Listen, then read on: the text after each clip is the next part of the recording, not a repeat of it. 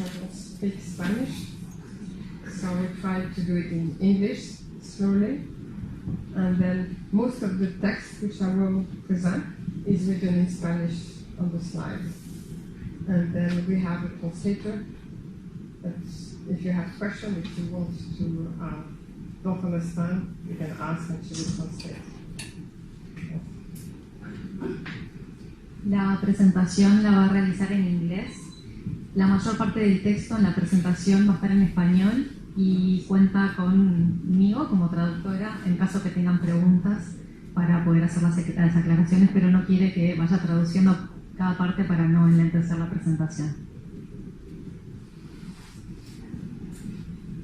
So I would like to present two ideas about the relationship between growth in agriculture and poverty alleviation. The first point of view is the idea that it's a sectoral point of view. Is the idea that growth in the agricultural sector is more efficient, most likely, for poverty alleviation. This is very much what Wolf was saying at the beginning of his presentation. The intuition for that reasoning is that most of the poor are in the rural areas and most of the poor work in agriculture. So if we could have a good growth in agriculture, probably we'd have poverty alleviation. Now some people argue in the opposite direction, and they say that poverty becomes more and more urban. We have a lot of poor in the urban areas, and that income that can be generated in the non-agricultural sectors are better income, so possibly could reduce poverty. So I want to present some results on this debate that we have from international studies.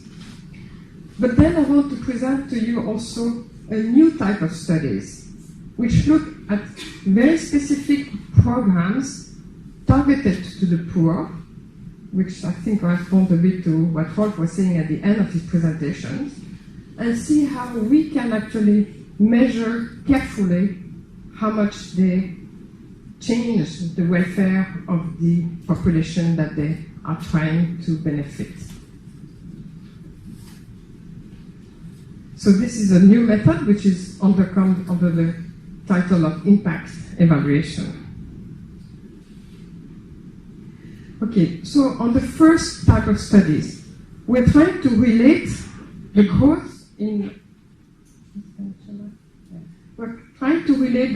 agriculture to poverty or to the income of the population, both rich and poor.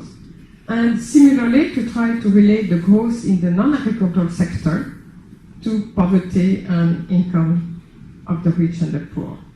Okay. We have to be careful. We are not asking whether it's more difficult or less difficult to get growth in agriculture or in non-agriculture.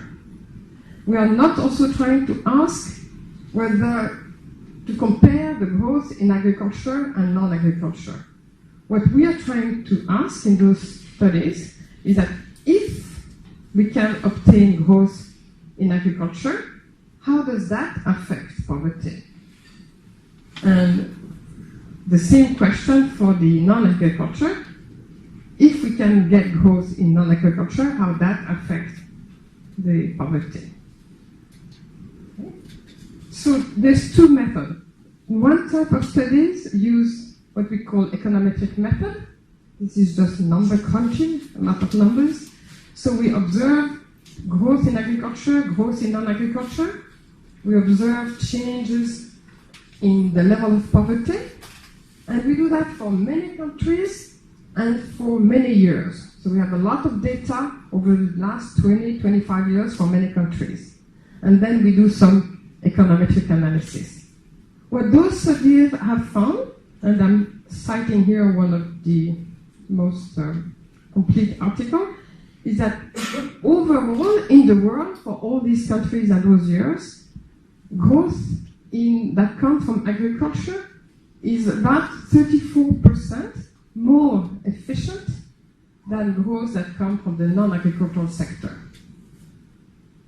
But if we look at extreme poverty, and I'm sorry we have this distinction in those studies, that Rob didn't like so much, then for the extreme poor, then it's even more powerful. It's 4 times more effective from agriculture.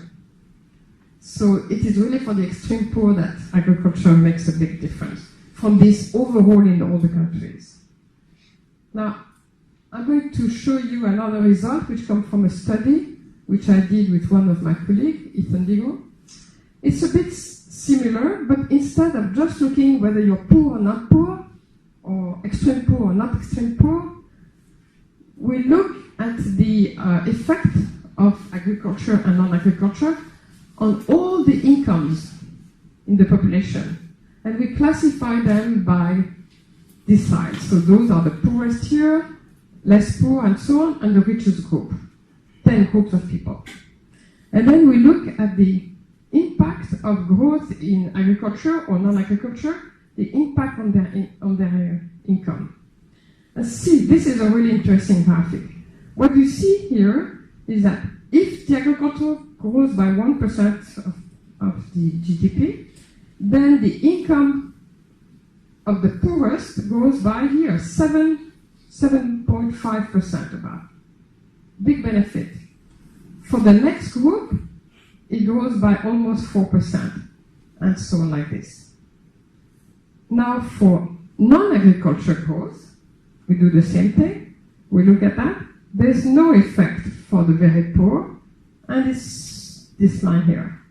So the result that we see here is that for the about 40% of the poorest in the countries, agriculture is much, much better than non-agriculture. Now for the richer 2 or 3 highest decile, 30% richer, then it is really non-agriculture which increase their income. And then for the middle group, it is about the same. Okay, so those 2 very different types of studies. With those 2 different types of studies, we find the same type of result. Then there is a completely different type of studies which are by simulation. So this is not econometric method, but it's you construct a model that replicates the functioning of the economy. And it's more disaggregated. It's not just agricultural, non-agriculture. It typically has 6-10 sectors, 2-3 types of workers, and then family groups, and you have their income and their consumption. And then we simulate the decisions that the firms and the sectors are taking, how much to produce, how many workers to employ. We simulate the consumption decision by the household, working decision, all that. So we sort of try to replicate how the economy works and the markets.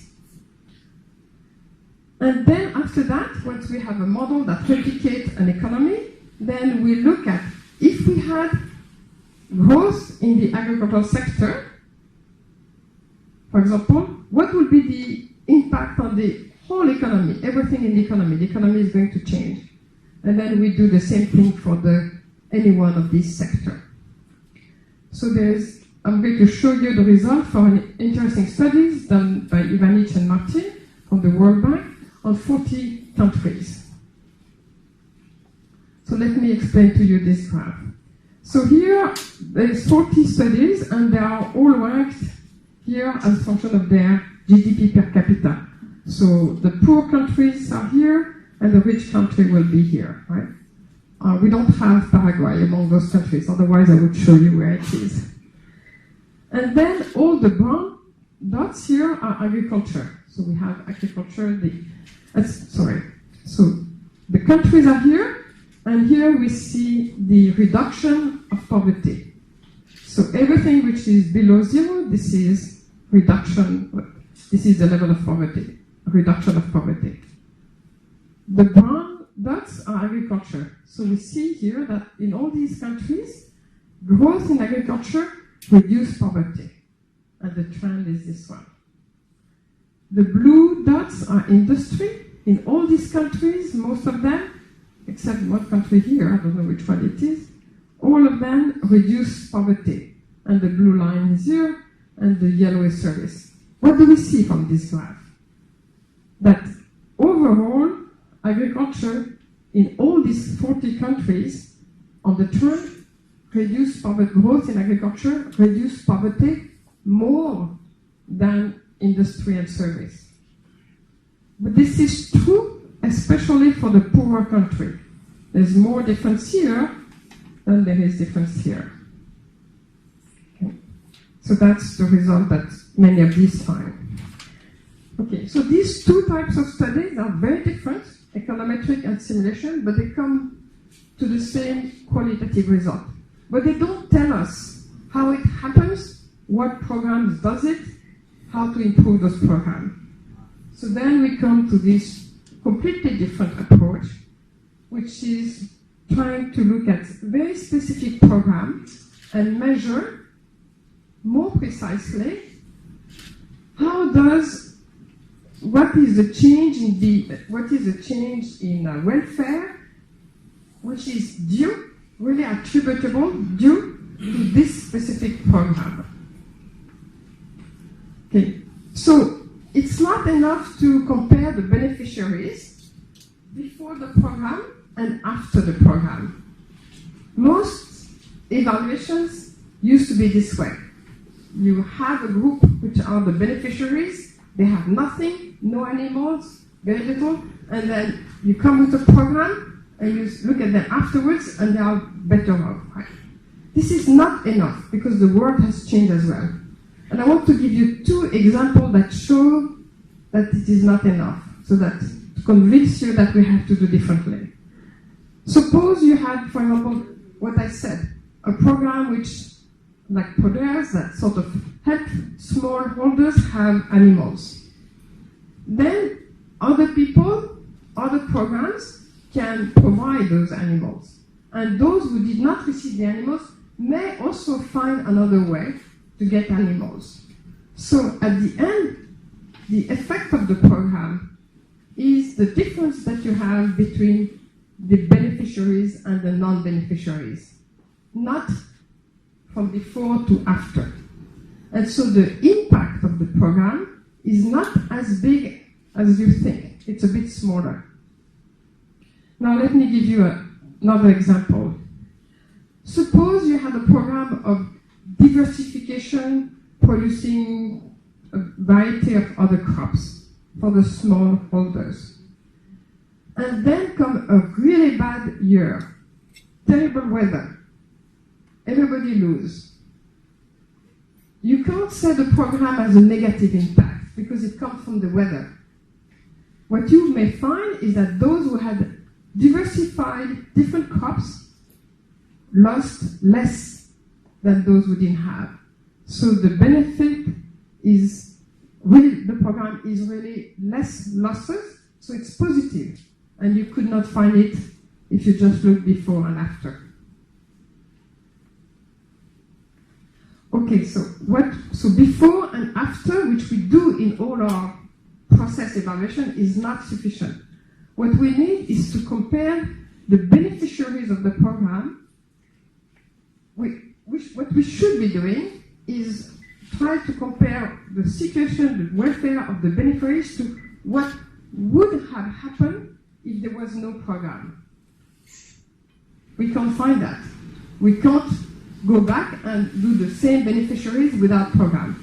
So instead of that, we're going to try to find a group of people who are as similar as possible as the beneficiaries. Now, what's the easiest way to find a group as similar as possible would be to start with a group which is larger than that your program can afford, and then among them randomly select a group for beneficiaries. This is not the only method, but this is the easiest method. and it's called the randomized control trial. It's very easy to do when you don't have a budget to cover everybody, which is most of the case, right? And it's also easy to do when you do the pilot at the beginning. Before you go to the scale-up of the program, if you do a small pilot, then you have more people that are eligible than you can afford, and it's easy to do. So you start with the population of those who should be eligible, let's say all the households in extreme poverty. You take a sample, it has to be a large sample. I took 600 like that. A sample from that you would consider as potential beneficiaries, and then among these 600, you randomly select. Half of them are going to receive the program, half of them are going to not receive the program. So, on average, not each one is, not everybody is the same, but on average, 300 and 300, on average, they're going to be the same, statistically. So you only need to compare. Okay, let me give you two examples that we used, but they're not in the area of nutrition or health, but there are more done by other people. One is a case where we introduced with IRI, the International Research Institute for the Development of Rice Variety. We introduced a variety that was resistant to flood in Orissa. This is a region in eastern India, which is flood prone. So what we did is that we started from 128 villages, which had a lot of flood problem, and we decided that to intervene in 64 of them, randomly selected, and in these villages we selected 5 farmers and we gave them that new seed. It happened so, this was in 2011, that there was a lot of flooding this year. So what we're going to be looking at here is that there's different numbers of days of flooding for different areas, different farmers, because they are in different areas in there. So we have observation from no flooding for some farmers to all the way to 15 days of flooding. And here we're looking at the yield that they have. So two things. So in the red line is for those farmers who received the new seed, flood resistant, and the dark line, the black line for the others, the control. What you see is that everybody lost, even these people. Sorry, two things. In the area when there is no flooding, the new seed does nothing. It's not worse, it's not better, it's the same. And in fact, it's because it's very similar seed variety. When we have flood, even the new seed lose a lot in performance. I mean, everybody lost a lot compared to the no flood. But what we see is that for, let's say, 10 days of flooding, there's less losses for those who had the new seeds. Okay, so the gain of that new seeds, the benefit of that new seed, is to gain 682 kilograms per hectares for 10-15 days. Next year, in 2012, there was no flooding. Okay, so no flooding, we should see no difference because the seed is not better. And yet, what we saw is that the beneficiaries of those new seeds had an increase, a higher yield of 283 kilograms per hectare. Why? How does that happen? Because the new seed is the same. So we did the survey, like we do in all these studies, and what we find is that they actually, cultivated more land, that's not for yield, but they use less traditional seeds, and they were using a way of cultivating which is more labor intensive. They put more fertilizer, and so on and so forth. So, because they knew they would be protected in case there would be flooding, then they invested more in their land. This is really interesting because if you think of that, there's about 3 years of normal weather without flooding for 1 year of flooding. Flooding is about 1 year out of 4. So what we see here is that the benefits that come from the behavioral response, from what the farmer do, is as big as the benefit from the initial program intervention. The program gives the seeds, and that gives some benefit for the farmer, but then he himself invests, and you double the benefit. So this is very important for program evaluation, is the investment. So there is a big multiplier which comes from the farmers themselves responding to what you give them. Second example. This is another example. This is in Senegal. And this is an introduction of a quality, of a rating and certification of quality for onions. Traditionally, the onions were sold by volume. So you have a certain price per bag. So what the farmers did, they produce onions that were as big as possible, and for that they used a lot of urea, and they were full of water, and not a good quality, and they don't conserve well, but they had more volume. So the idea of the services of the ministry over there was to try to introduce a system of certification, very simple, in which the producers could have just a scale and a small certification, certificate on their bag. And they could do that, those little shops for certification were a very simple shop on the market. So that was for 20. Now, before the marketing season in 2014, what was done by the Extension Service is in 2013, they had training sessions in all the villages around the market to train the farmers, tell them how to produce good quality onions. Make sure that they know how to do it. So everybody knows how to do it. And then we had a randomized control trial.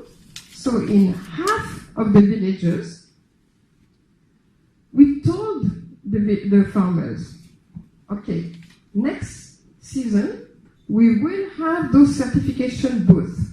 So next season, if you have good onions, you can get good price. And the result that we found is that two results. With the same level of quality, now that the onions are certified, they get a higher price. That's good. So that's But second thing, the same thing as before, the multiplier effect. Those farmers, those producers that knew that there will be certification, then changed their way of production, and they did produce higher quality onions, less urea, and better qualities, smaller but more dense onions. So again here, it's really the behavior of the producers which respond to the program that amplify, increase the benefits of the programs. So those are two examples, and I hope I convince you that we should do evaluation of your programs, right? They are very important because you're going to find results that then can allow, justify, well, either modification if the results are not very good, which is important, or scaling up the programs afterward. Thank you very much.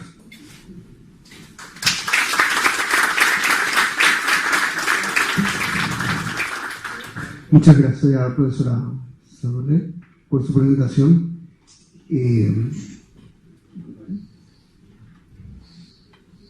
Sí. Bueno, creo que entendieron alguna cosa del texto, por lo menos estaba en español. Si siguieron, habrán entendido algo. Personalmente, a mí me pareció fantástica la presentación. Creo que rescata cosas muy interesantes. A nivel econométrico, tenemos buenas noticias de que es posible conseguir la reducción de la pobreza en el sector agrícola. No es necesario hacer un cambio de sector de cantidad significativa de la población para lograrlo. Eso son muy buenas noticias para nosotros, que tenemos todavía más del 30% de la población en el campo. Y también el método de evaluación de proyectos, ¿verdad?, que presentó después, me parece extraordinario. Te paso el micrófono para que puedas responder a algunas preguntas que tengan los ¿Tienen alguna pregunta para la expositora?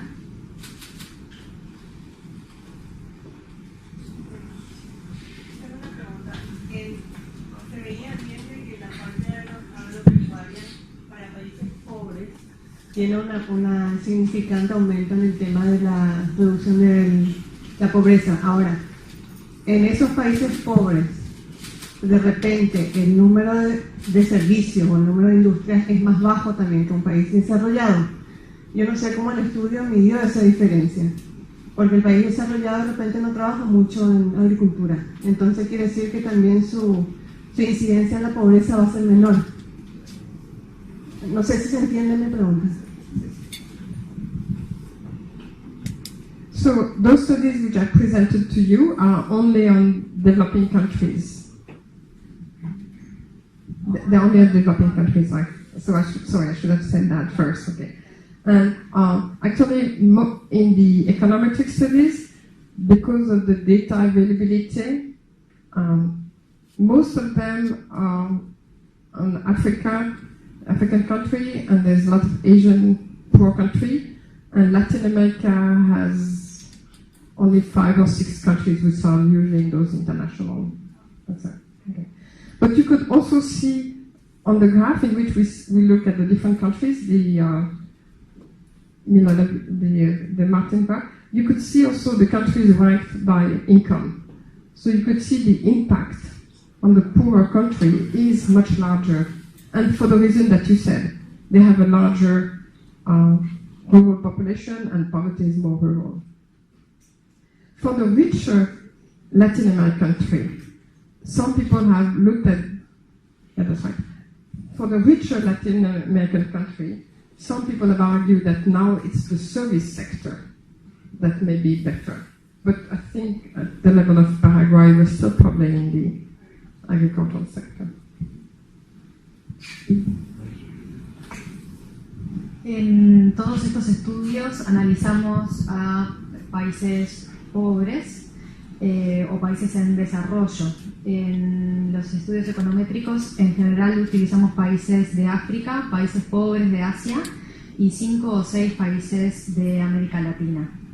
En la gráfica veíamos por país y por ingresos, así que ahí podemos ver el impacto en los países más pobres. Y en países más ricos de América Latina, hoy en día el argumento es que el sector de servicios es el que tiene más potencial. ¿Alguna otra pregunta?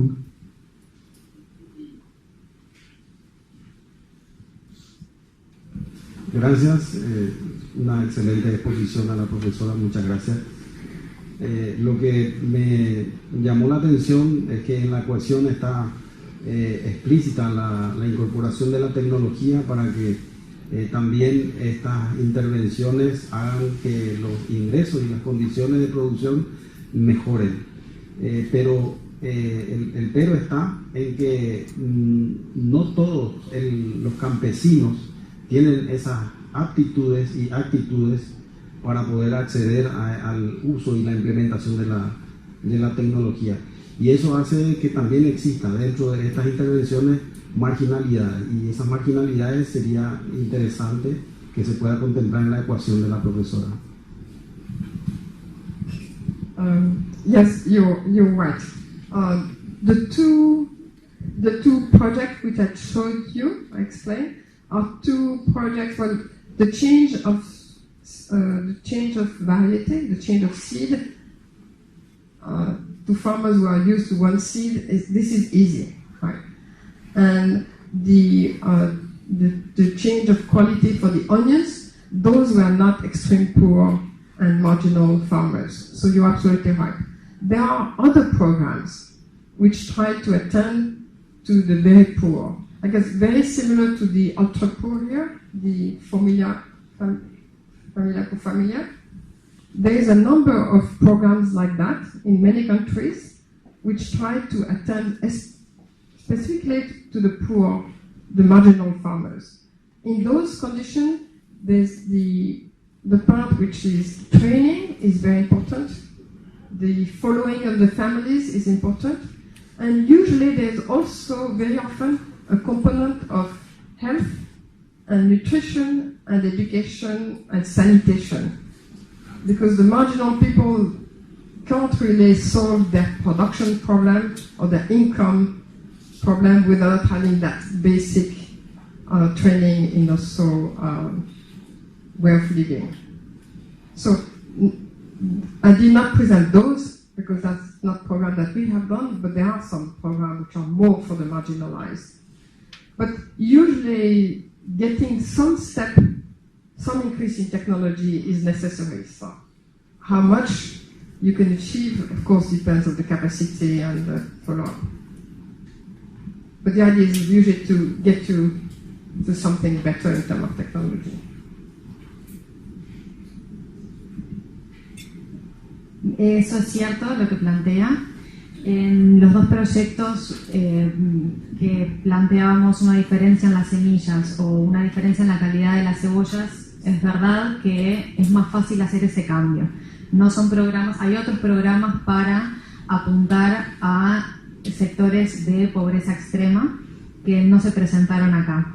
Pero en el caso de los productores marginales afecta también la capacitación, el seguimiento que se le hace a cada familia y las condiciones de salud, de educación y esas necesidades más básicas, que estén cubiertas esas necesidades básicas para poder llegar a implementar esos cambios en tecnología.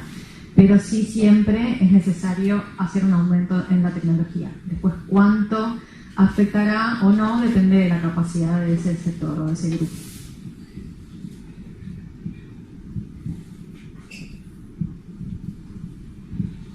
Buenos días. Simplemente para aclarar, habían hablado de que tomaron países de África, pobres extremos, vulnerables, y que también en la región de América Latina. Consulto si tomaron alguna experiencia acá del Paraguay para el análisis.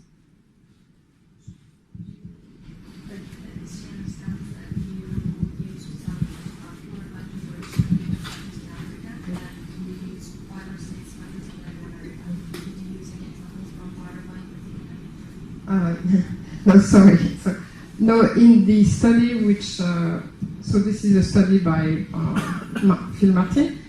Paraguay is not among those 40 countries. And in our studies that we did with Ethan Bigon, I checked Paraguay was not there either. It's for a technical reason, is that in Latin America, most of the survey, which come from these household surveys, measure poverty based on income, but income goes up and down for the whole poor. And we did a study measuring poverty on consumption.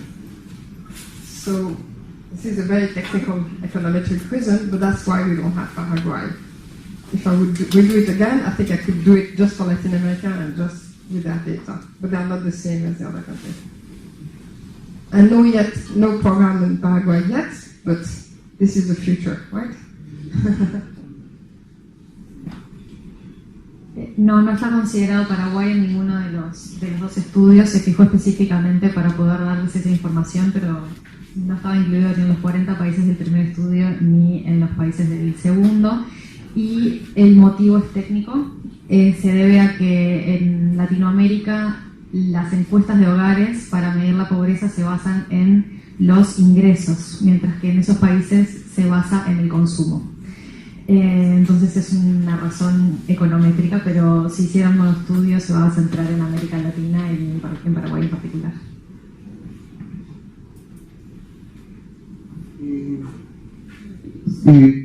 Tenemos tiempo para una última pregunta. No sé si alguien de la audiencia tiene una consulta. Bueno. Quería preguntar acerca de la técnica de la simulación para realizar el estudio. Pregunto porque no soy economista.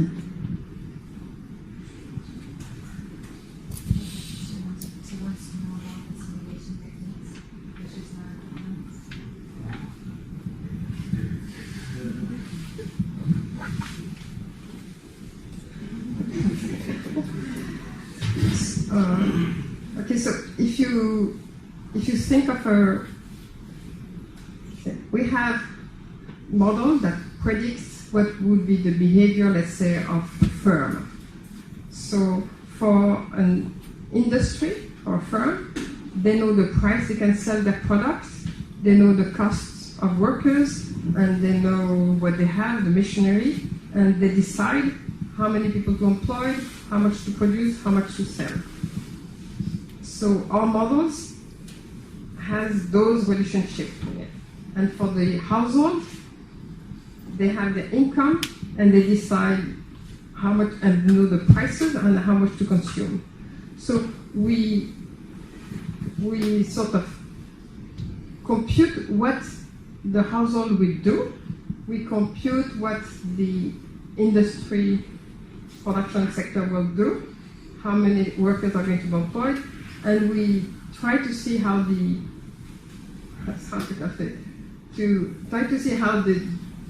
things go together, what would be the market price.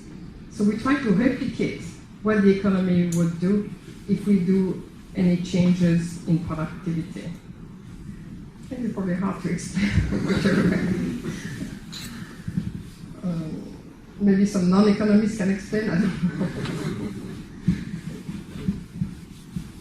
Es un poco difícil de explicar y quizás alguien que no sea economista lo puede explicar más fácilmente, pero la idea es que se utiliza un modelo para predecir el comportamiento, por ejemplo, de una empresa.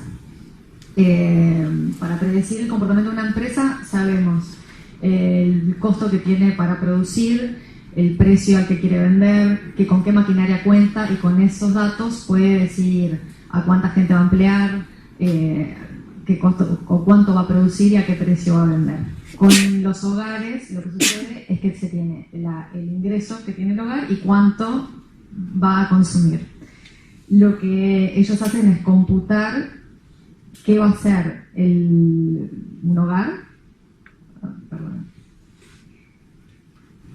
qué va a hacer la industria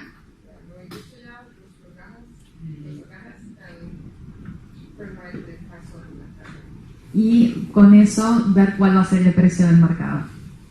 Según la situación de los hogares y según la situación de la industria pueden ver cuál va a ser el precio en el mercado.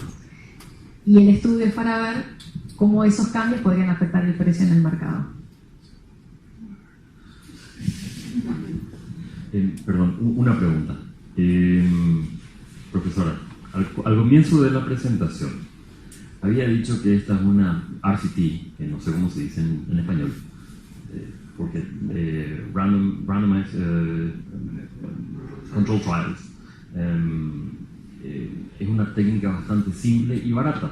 Pero la pregunta es, si es que es una técnica fácil y barata, ¿por qué no la vemos tan extendida? ¿Por qué no la usamos tanto?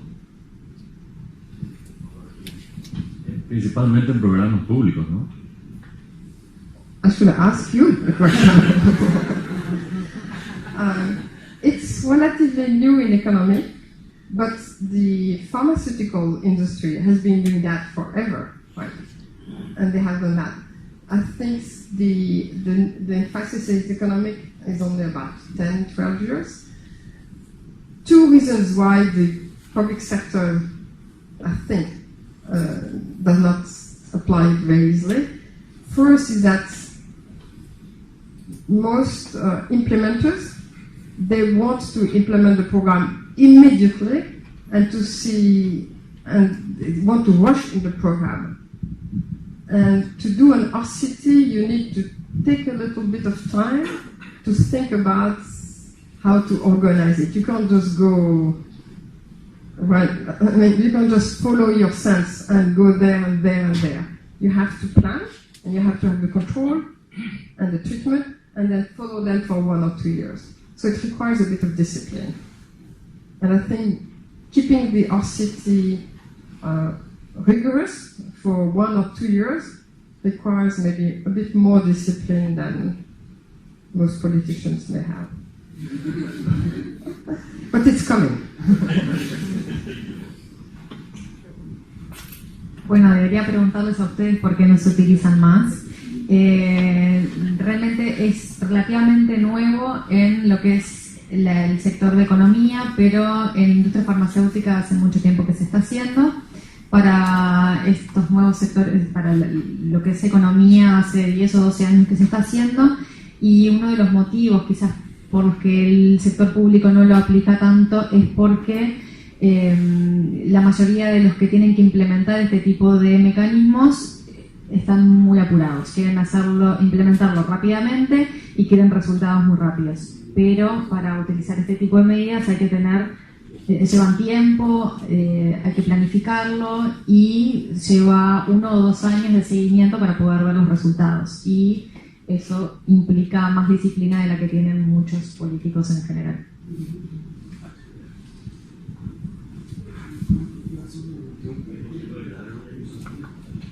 Sí. Muchas gracias, profesora, por la presentación muy inspiradora. Y en ese sentido de inspiración, la conclusión es muy importante, que la agricultura ayuda mucho a reducir pobreza.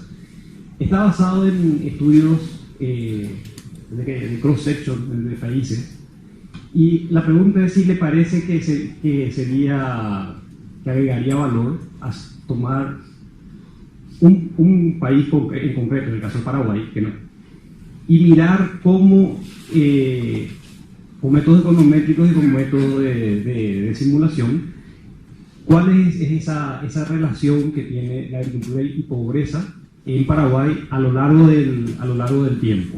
Probablemente la hipótesis sería que vamos a encontrar algo similar a lo de otros países, pero vamos a ver la magnitud que tiene en Paraguay y cómo fue evolucionando. Y lo siguiente es, también eso nos permitiría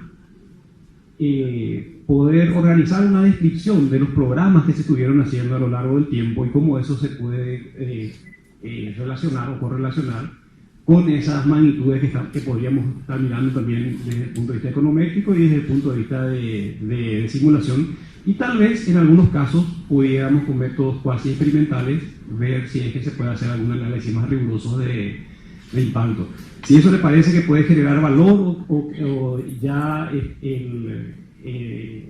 los meta-análisis de estos trabajos ya son suficientemente robustos como para partir de eso y mirar ya otras cosas.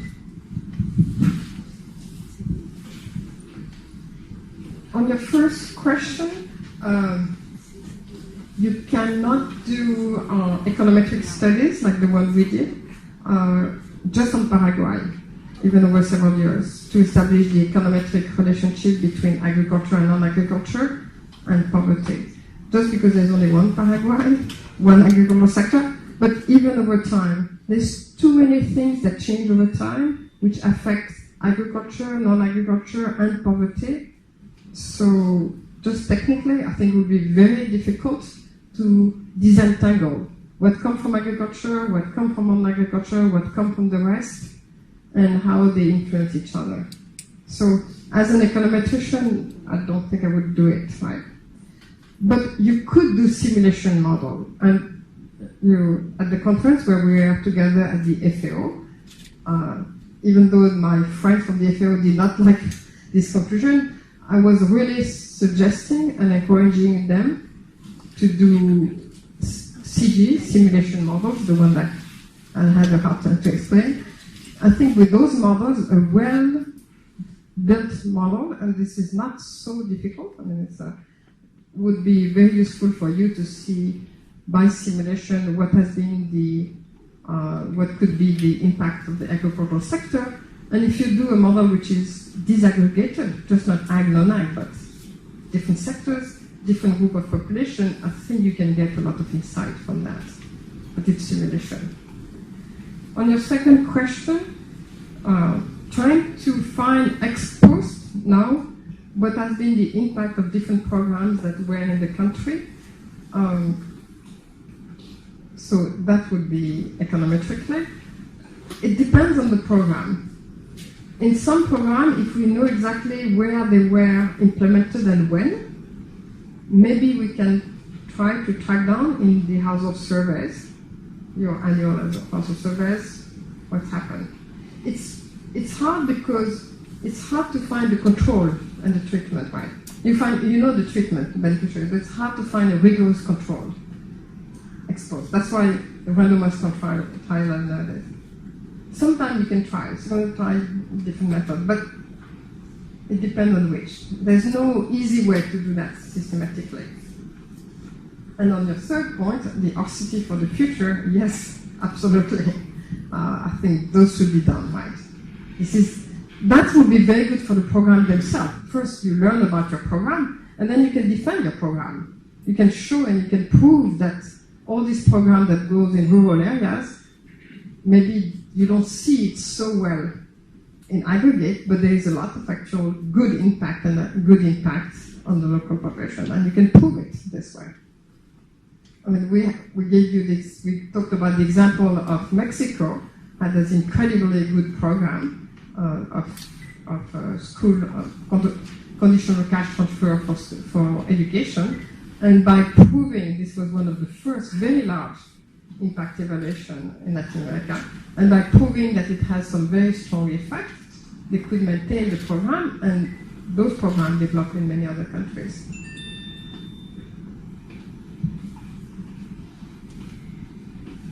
Bueno, con respecto a la primera pregunta,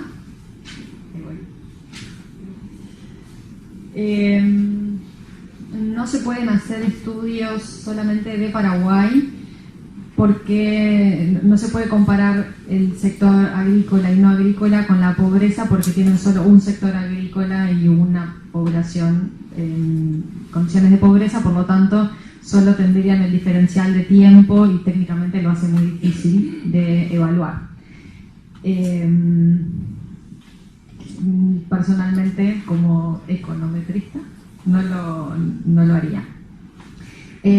Con la FAO sí hablamos de modelos de simulación y se pueden hacer buenos modelos de simulación, no es tan difícil y de esa manera se puede ver el impacto del sector agrícola y podemos ver los distintos sectores, agrícola, no agrícola y otros sectores. Entonces de esa manera se puede tener mejor representado.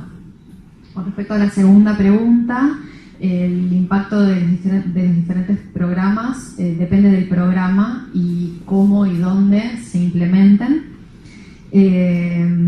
Pero bueno, hay que ver según la encuesta de hogares también, pero hay que tener un control muy riguroso y eso no es tan sencillo. Y con respecto al tercer comentario, sí, se debería hacer. Primero hay que conocer muy bien el programa y luego, conociendo los resultados del programa, se puede mejorar el programa y van a tener si tienen un buen impacto o afectan positivamente al sector rural y a la población rural, eso va a ser una prueba que a ustedes les va a permitir poder seguir implementando el programa o ampliarlo. Y menciona el ejemplo de México, que hizo algo con educación y con los resultados y las conclusiones del impacto que tuvo, pudieron ir implementando el programa en otros países. Bueno, muchas la última ya se convirtió en 3 preguntas, pero sí es muy importante. Vou aproveitar, vou falar em português, pero yo entendí excelente, me parece, y un sentido de esfuerzo de un productor agrícola para accesar al mercado y salir de la pobreza. Mi pregunta es, hipotéticamente, si el Estado tiene o el gobierno tiene un programa de compra pública de ese público pobre, ¿no podría ser más rápido el efecto multiplicador para salir de la pobreza?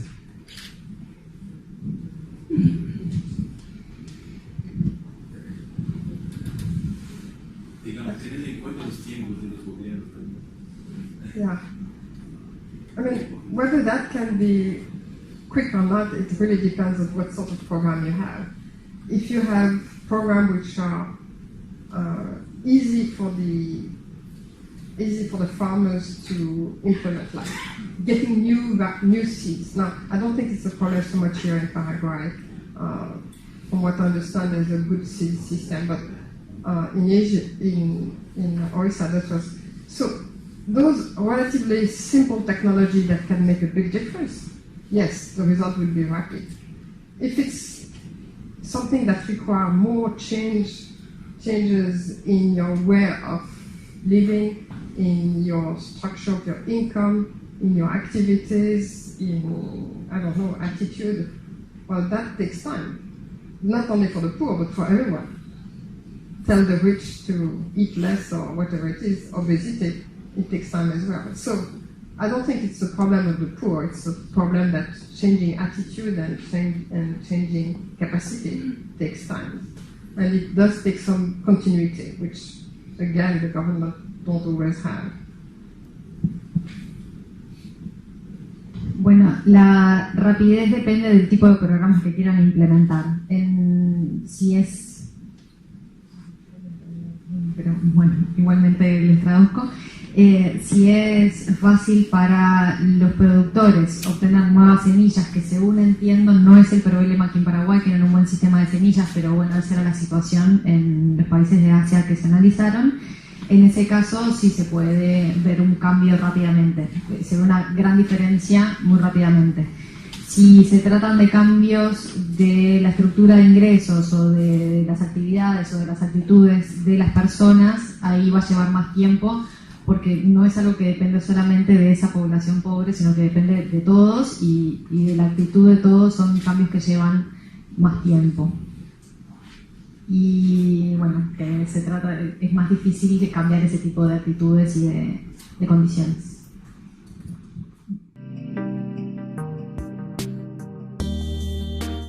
Son los más difíciles de salir de la pobreza. Lo importante también es que vean que hoy día casi la mitad de estos pobres extremos están en países de ingreso medio como Paraguay. Entonces no es ya un problema de ayuda internacional, sino es un problema de políticas domésticas que los países enfrenten con sus propios presupuestos y con sus propias políticas el tema de la salida de la pobreza extrema en la perspectiva del ODS 1, ¿no? Entonces, aquí el 78% de estos pobres son rurales, el 63% depende de la agricultura. Entonces, terminamos con esta idea de que el tema enfoca fundamentalmente la ruralidad y afecta fundamentalmente el tema agrícola, ¿no? Lo importante aquí también es ver que las salidas importantes de la pobreza extrema que se han dado en los últimos 25 años no han sido hechas reubicando a los pobres desde el sector rural al sector urbano.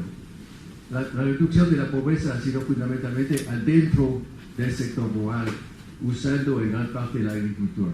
Entonces, no es decirse que hay que olvidarse de la agricultura y buscar una salida urbana. No es así que ha sido alcanzado la reducción de la pobreza y no es así que va a ser alcanzada en los años que vienen. Entonces, ¿qué hacen los pobres? Lo importante es ver que hay una multiplicidad de fuentes de ingreso y que la economía familiar típicamente no solamente está invertida en la actividad agrícola, sino también busca fuentes de ingreso complementarias a la agricultura. En las actividades complementarias a la agricultura, en el mercado de trabajo, en los pueblos que son vecinos de donde vive la familia campesina. Hay pocos lugares donde la agricultura familiar ofrece una salida de la pobreza sin que haya complementariedad de fuentes de ingreso agrícolas y no agrícolas. Y entonces esto vuelve a lo que Rolf estuvo discutiendo al inicio, una perspectiva territorial, buscando complementariedades entre agricultura y fuentes de ingreso no agrícolas, ¿no? Entonces, yo voy a poner el énfasis sobre unas ideas, en cierta forma, que nos permitirían tener una discusión sobre el tema, ¿no?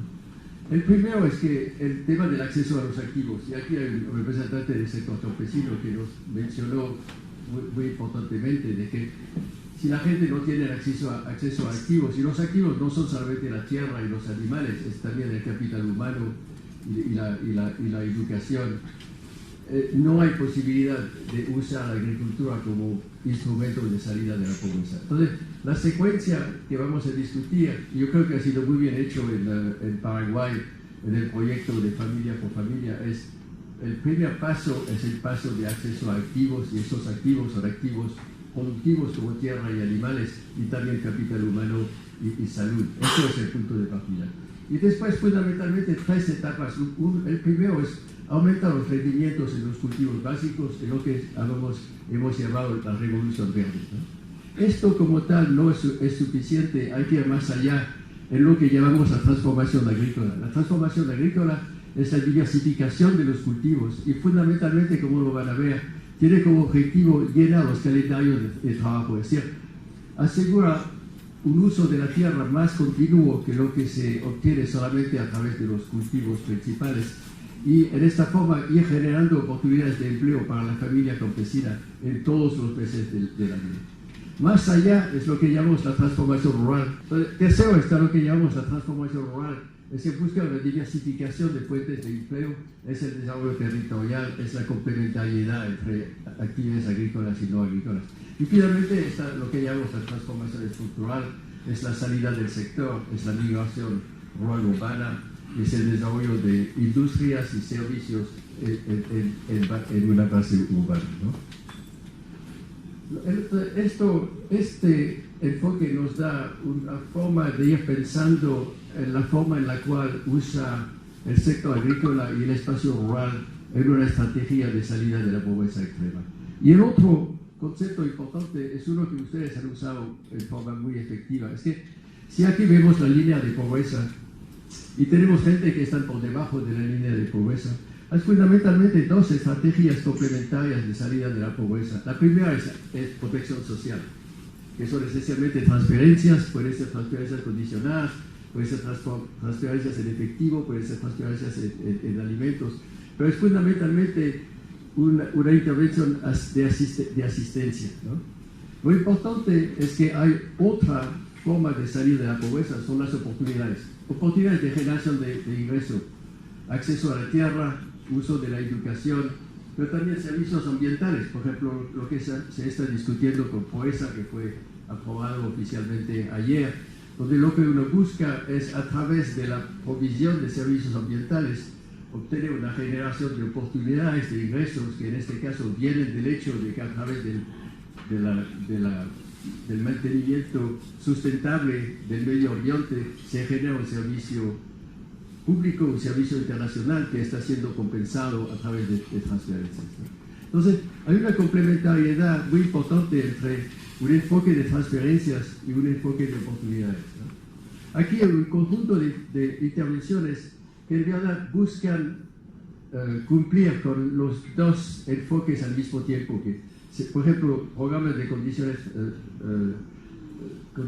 de transferencias condicionales busca al mismo tiempo, a través de las transferencias, salir la gente de la pobreza por el solo hecho de que están recibiendo dinero y le aumentan sus recursos disponibles y les levantan por encima de la línea de pobreza. Pero al mismo tiempo, a través de la educación, a través de la inversión local, a través del desarrollo de riego, por ejemplo, se generan nuevas oportunidades de empleo, nuevas oportunidades de inversión. Y entonces se complementa transferencias con oportunidades, y en el largo plazo lo más importante es que se usen transferencias de corto plazo a fin de generar oportunidades, y que estas oportunidades sean lo que permite a las familias campesinas y rurales salir de la pobreza por su cuenta propia en forma sustentable. Lo que yo creo está todavía faltando un poco de razonamiento que ha sido aplicado aquí es que tenemos mucha gente que son vulnerables a caer en la pobreza. Esta gente está por encima de la línea de pobreza, pero viene un año malo, viene un choque en el precio, viene una enfermedad y caen en la pobreza. Y en el largo plazo es muy importante ver que la mayoría de la gente que están aquí entraron en la pobreza en esta forma, a consecuencia de un choque por el cual no están protegidos, no tienen seguro, no hay acceso a protección social, caen en la pobreza, y una vez que caen en la pobreza es difícil que salgan, y entonces esto nos amplía la población a la cual es importante hacer transferencias o generar oportunidades. Entonces yo creo que es importante que se complemente estas políticas de transferencias y oportunidades que han sido tan bien, en verdad, usadas aquí en Paraguay, con un énfasis importante también sobre la protección, gente que no son en pobreza hoy día, que son vulnerables a caer en la pobreza, y que uno tenga tipos de sistemas de seguro, de protección social, sistemas de producción más resistentes al cambio climático, por ejemplo, que evite que estas personas caigan en la pobreza, ¿no? Entonces, déjame discutir 4 temas aquí. El primero es que no es tan fácil modernizar la agricultura campesina en condiciones de temporal, fundamentalmente porque tenemos mucha heterogeneidad. En condiciones de riego es más fácil, todo el mundo más o menos en grandes espacios está haciendo los mismos tipos de cultivo, está usando los mismos sistemas de producción. Algo remarcable de la agricultura de temporal es que vemos mucha heterogeneidad de condiciones. Además hay mucho más inestabilidad en las condiciones agroclimáticas, por eso el hecho de que no hay control del agua. Entonces aquí lo importante es que haya una capacidad de ajuste de las opciones de lo que llamamos personalización, de la oferta de tecnología. Y esto tiene que venir por parte de la demanda. O sea, que los campesinos ellos mismos indiquen, conceptualicen cuál es el tipo de salida tecnología que les convendría, dado el tipo de tierra que tienen, dado la capacidad de producción, dado la mano de obra disponible, dado las condiciones de acceso al mercado en las cuales están.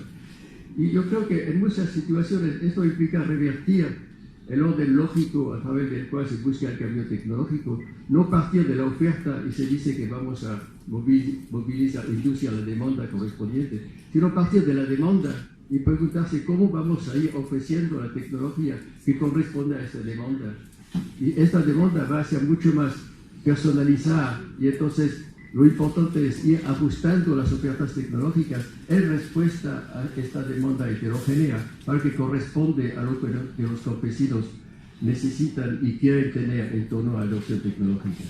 Esta es una primera idea, que creo que, como ustedes lo ven, cambia mucho la forma en la cual vemos el cambio tecnológico, que tendría que venir en respuesta a la demanda y no como una oferta para la cual uno está buscando movilizar la demanda, ¿no?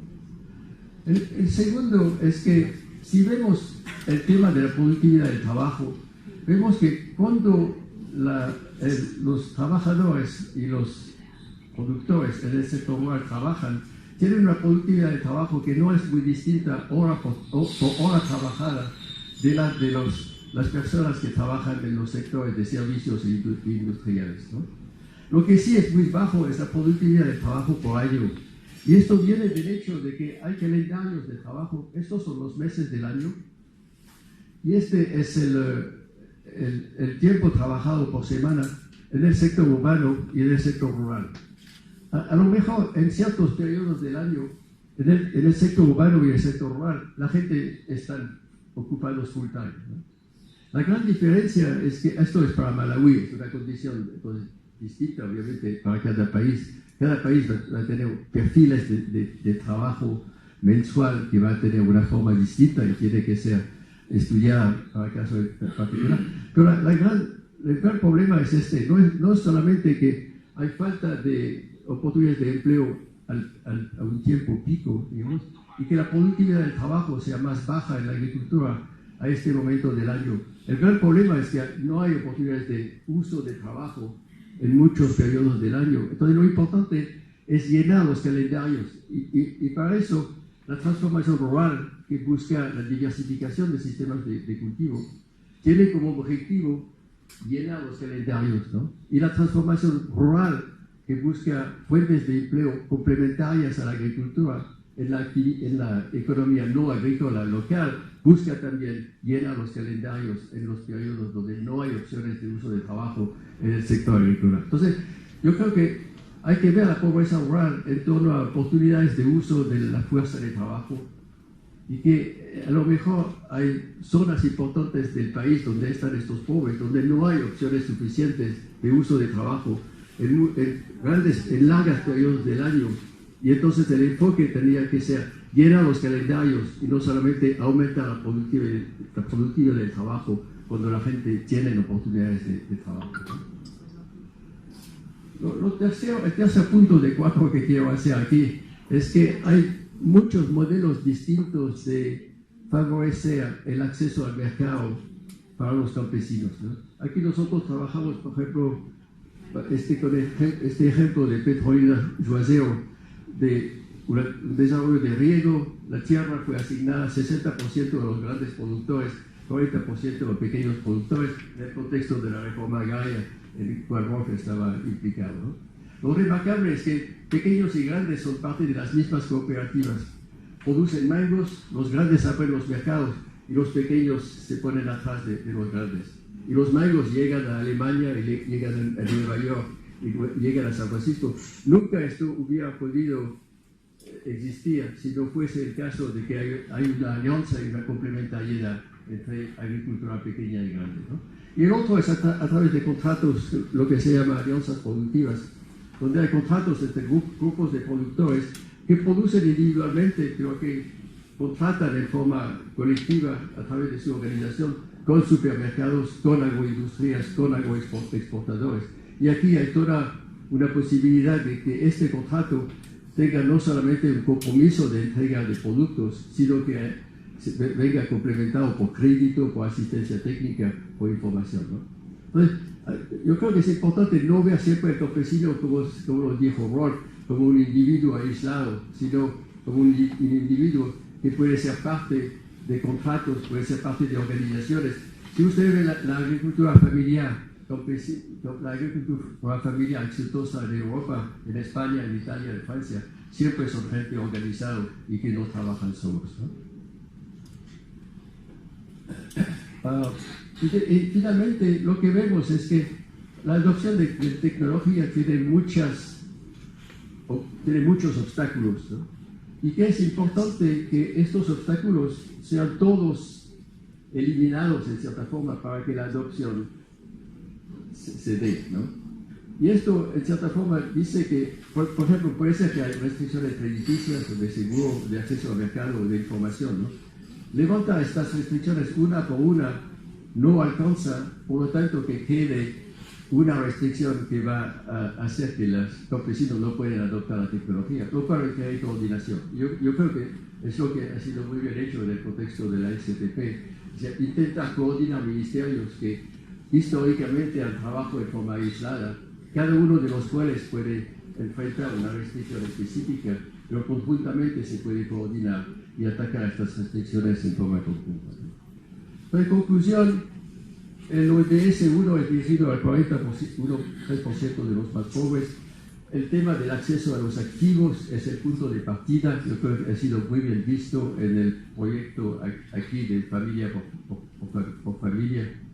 Después, piensa a esta secuencia de aumento de la revolución verde, aumento de la productividad de los cultivos, transformación agrícola, sistemas de cultivos que llenan los calendarios, transformación rural que busca fuentes de ingresos complementarias a lo que puede ofrecer la agricultura, y finalmente la transformación estructural donde hay eventualmente migración y desplazamiento de población.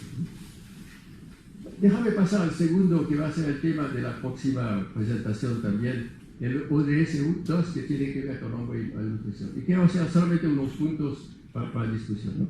El primero es este gráfico aquí, donde vemos cómo ha caído la pobreza extrema, pasando de, digamos, de 1 billón, de 1.800 millones de personas a algo como 800 millones, que es la cifra que nos mostró Rolf de la FAO, ¿no?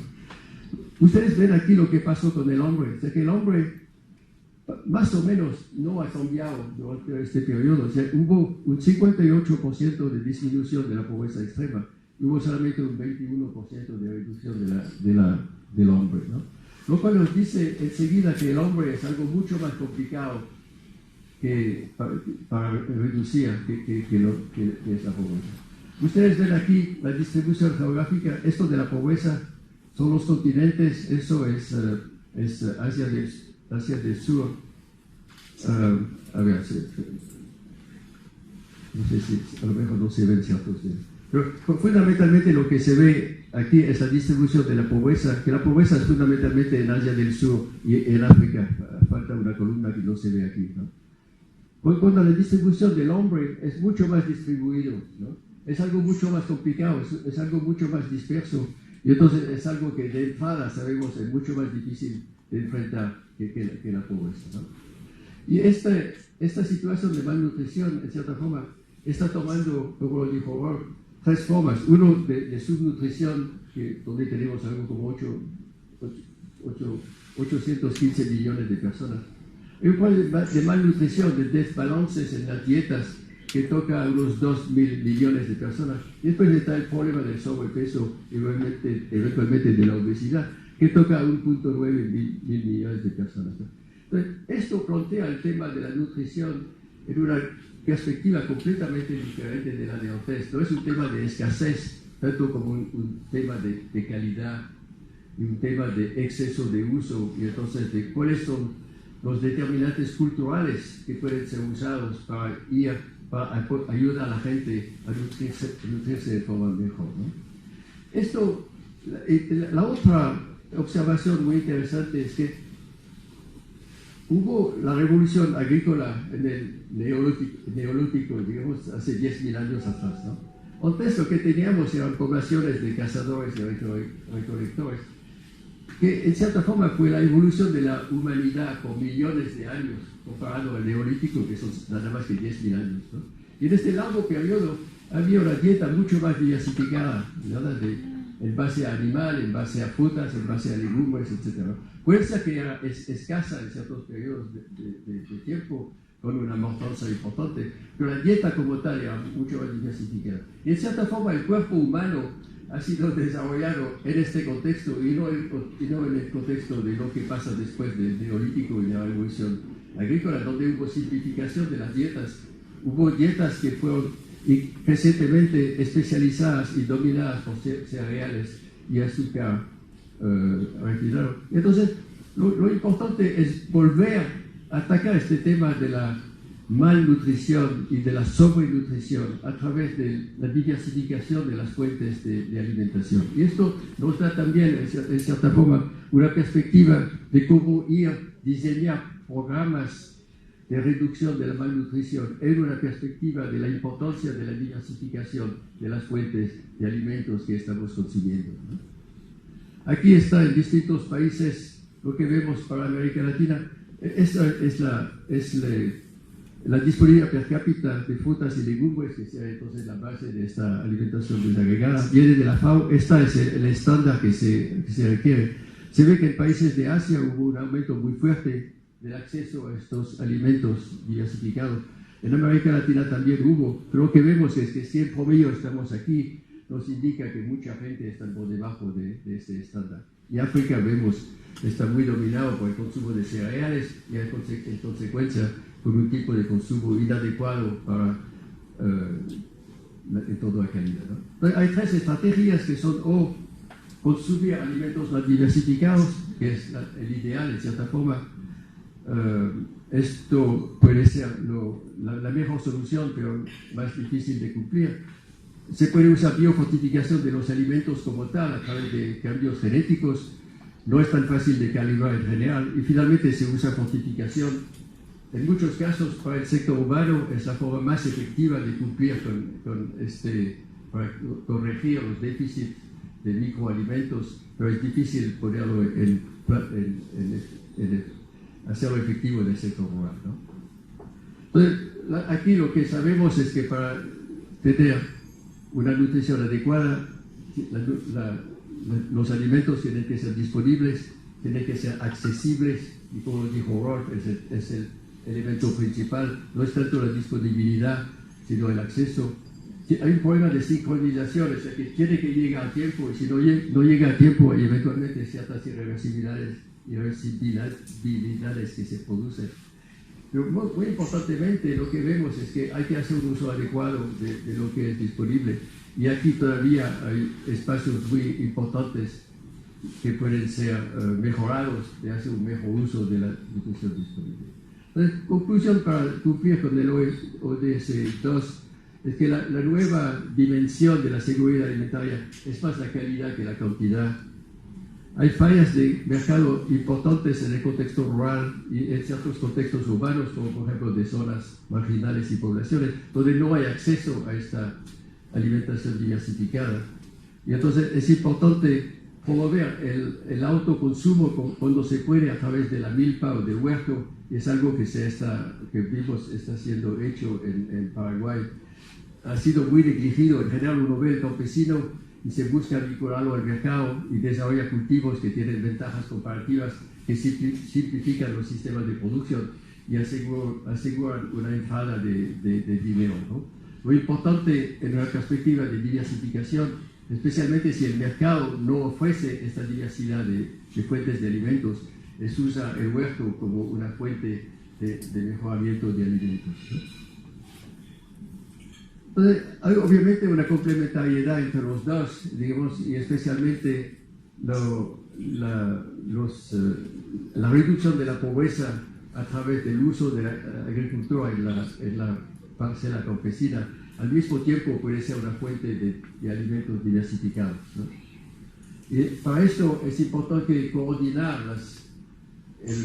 el ataque a los ODS 1 y 2, porque son complementarios, pero realmente dependen de iniciativas que vienen de ministerios diferentes y de sectores diferentes en la sociedad civil. Y entonces es importante tener mecanismos de coordinación. Yo creo que ha sido muy bien hecho en China, lo vemos en Etiopía, aquí con placer lo hemos hecho en Paraguay a través del intento de coordinación de muchos ministerios que están involucrados en los temas del ODS 1 y del ODS 2. Y para volver al tema que estuvo discutiendo Elizabeth en la presentación anterior, lo importante aquí es ir experimentando con distintas formas de hacerlo y hacer evaluaciones de estos experimentos para que vayamos aprendiendo de cómo hacerlo mejor. Y yo creo que todavía aquí hay un espacio de hacer más experimentación y más análisis de los experimentos para que vayamos mejorando los tipos de programas que tenemos. Muchas gracias.